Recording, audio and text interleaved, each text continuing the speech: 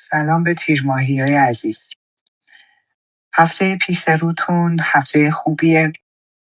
چندین پیشنهاد خوب خواهید داشت. بعد فکر کنید و بهترین پیشنهاد رو انتخاب بکنید. از جهت مالی کائنات حمایت بسیار خوبی رو از شما خواهد کرد. نگران نباشید.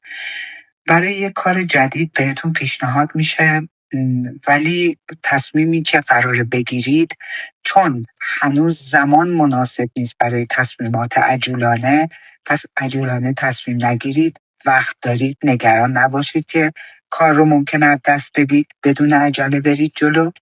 یک داستان قانونی پیش رو خواهید داشت، حالا با بانک، سفارت، محضر، هر ارگان دولتی که قطعاً به یک نتیجه بسیار خوب میرسه. این هفته کائنات با شما بسیار خوب راه میاد. موفق باشید.